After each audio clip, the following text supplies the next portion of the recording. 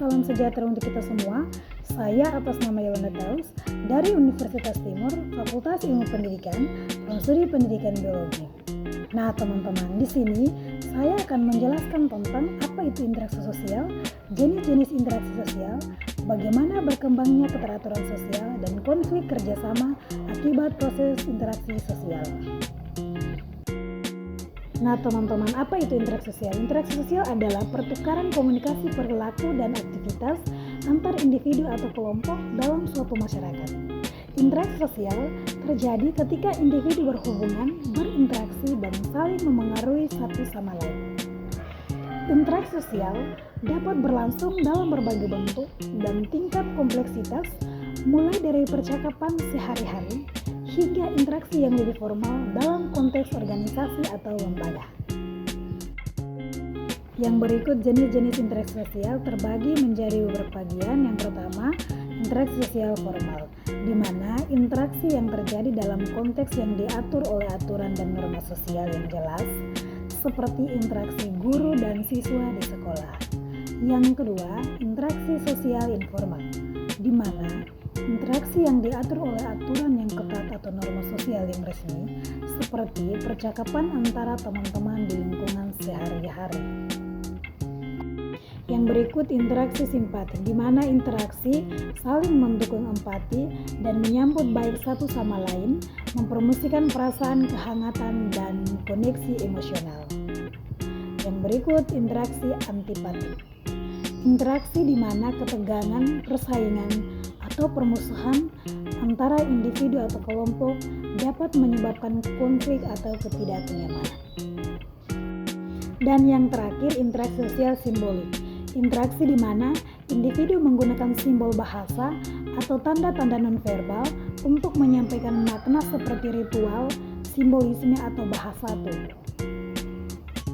Yang berikut bagaimana berkembangnya keteraturan sosial terbagi menjadi beberapa bagian. Yang pertama, sosialisasi. Individu belajar tentang norma dan nilai-nilai sosial melalui proses sosialisasi.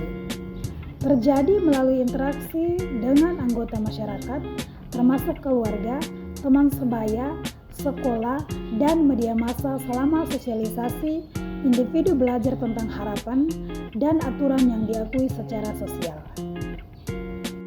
Yang berikut penguatan positif dan negatif. Keteraturan sosial dapat diperkuat melalui penguatan positif dan negatif.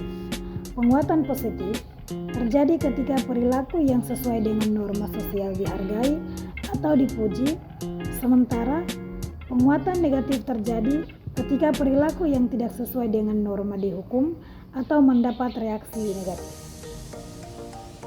Yang berikut sanksi sosial. Sanksi sosial adalah respon positif atau negatif terhadap perilaku seseorang yang sesuai atau tidak sesuai dengan norma sosial. Sanksi dapat bersifat formal seperti hukuman dari lembaga resmi atau informal seperti penolakan atau cemoohan dari kelompok. Yang berikut konflik dan kerjasama akibat proses interaksi sosial dibagi menjadi dua bagian. Yang pertama itu konflik dan yang kedua itu kerjasama. Di dalam konflik dibagi lagi menjadi 4 bagian.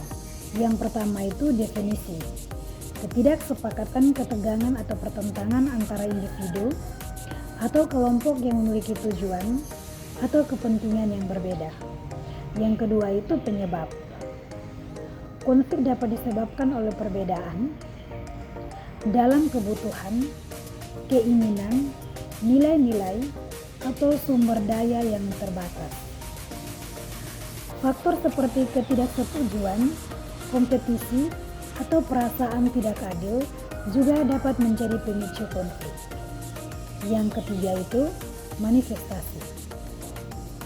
Konflik dapat muncul dari berbagai bentuk, mulai dari konflik interpersonal kecil hingga konflik yang melibatkan kelompok besar, atau bahkan konflik antar negara.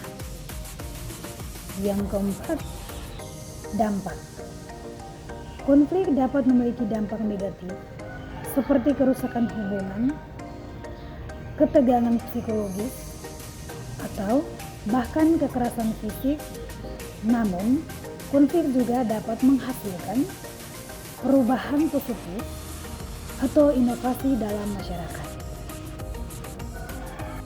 Yang kedua, kerjasama. Kerjasama dibagi menjadi 4 bagian. Yang pertama, definisi. Kerjasama adalah proses di mana individu atau kelompok bekerja sama untuk mencapai tujuan yang sama atau saling menguntungkan. Yang kedua, penyebab. Kerjasama muncul ketika individu atau kelompok menyadari bahwa bekerja sama lebih menguntungkan.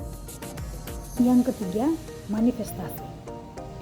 Kerjasama dapat terjadi dalam berbagai konteks, seperti dalam keluarga, di tempat kerja, dalam proyek bersama, atau dalam upaya penyelesaian masalah bersama.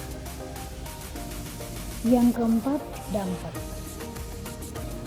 Kerjasama dapat menghasilkan pencapaian bersama, peningkatan efisiensi, pembentukan hubungan yang kuat, dan pembangunan komunitas yang solid. Hal ini juga dapat meningkatkan kepuasan individu dan meningkatkan kesejahteraan sosial. Sekian dan terima kasih.